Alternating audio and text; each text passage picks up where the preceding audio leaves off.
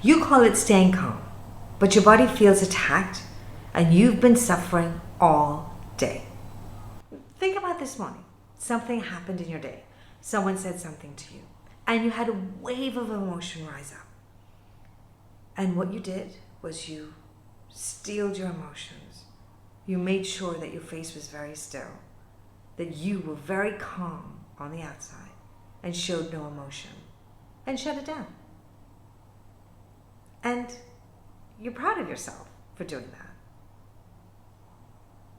But that emotion didn't go anywhere. It was just suppressed in your body, which explains why your jaw is tight, or you have a headache by the middle of the afternoon, or your stomach is hurting, or by the end of the day where you're just so exhausted, you can't even function. You thought you let it go, but your body knew you didn't. So before you swallow one more feeling and call it strength, stay with me and I will show you how to handle those moments instead of forcing yourself to become. Welcome back to the 3-Minute Pause podcast. My name is Beniza, and today we're talking about, is it a good idea to swallow my tears or push my anger down or suppress any of my emotions? That's what we're talking about today.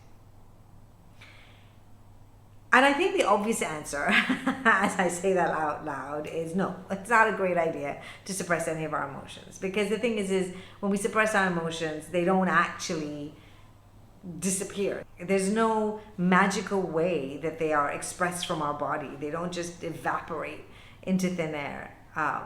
What actually does happen is that when we don't feel our feelings or we suppress our emotions, they get pushed down and then they become physical symptoms. They become somatic symptoms, and that's when our bodies start to hurt. Our bodies end up being the storage centers, and they store all our feelings. Or you've never been taught how to work with your emotions. You've never been taught how to handle anger or handle sadness or to handle any intense emotion and then come back from it. So feel the feeling and then come back from it into your daily life and carry on functioning. If you've never been taught how to do that, then emotions are scary. They're super, super scary because all they're doing is coming and flooding you and feeling really, really overwhelming and intense. And then there's the fear that they're going to take over. They're gonna run the show, and then it's going to be, oh my God, I can't handle this. I can't control this. I don't know what to do with this. So all I'm going to do is shut it down, because that seems like the easiest and smartest thing to do. Okay, so I get that, and I think we're all guilty of suppressing our emotions at some point in our lives. But ultimately, the constant suppression of emotions is only going to lead to physical body breakdown.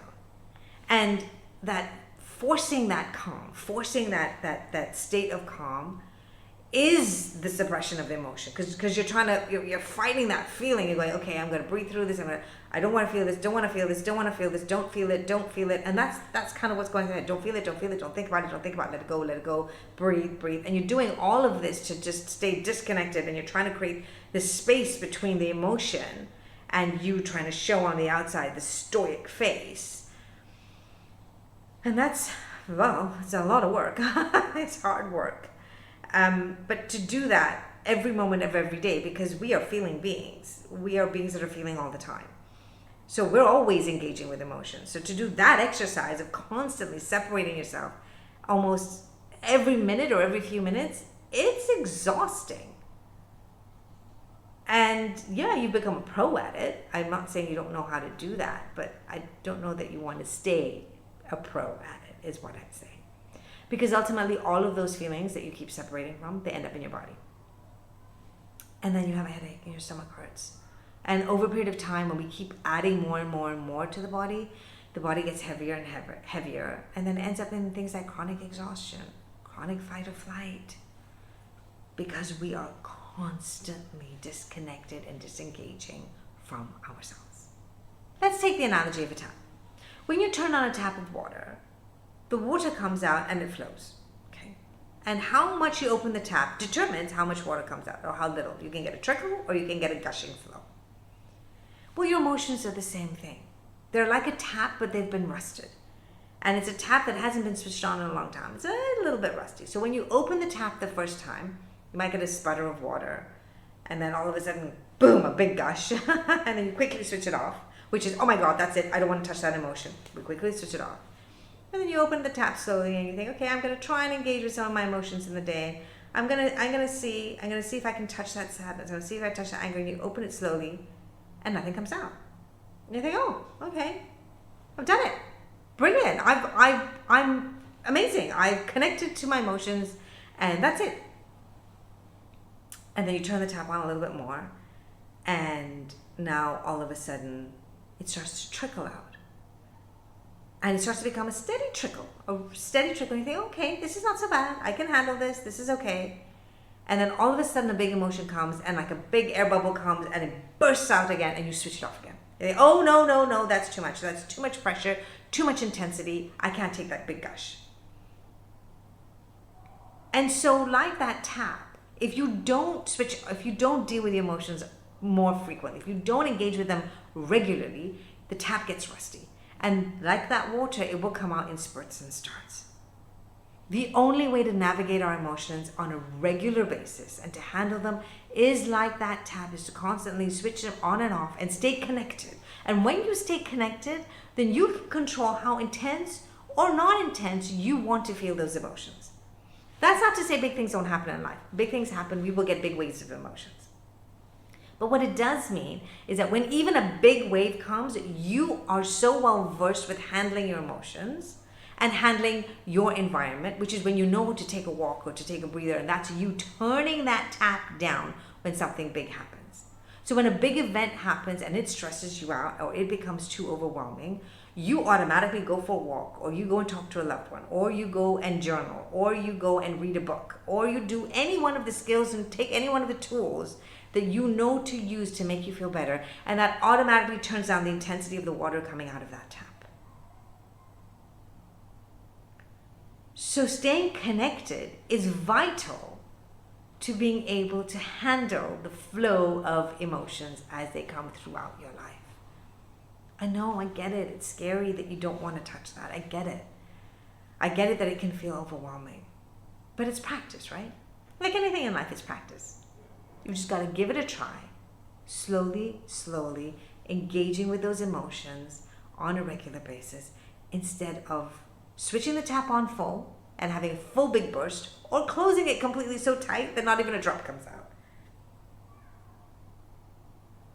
Either one will create too much pressure in your system. Managing the flow of your emotions is one of the most important ways so that you don't have to go through that shutdown, where you don't have to force yourself to suppress any intense emotion. You can learn how to feel it in the moment, even if it's for a couple of seconds, and carry on with the day and carry on with wherever you're going and whatever it is that you're doing. This week's pause is in that moment where you're feeling that big burst of emotion, is to come back to you. How? We're going to do 3 things. What do you hear? In that moment, just pause and take a breath and listen to what you hear around you. Just orient yourself to the sounds. What do you see?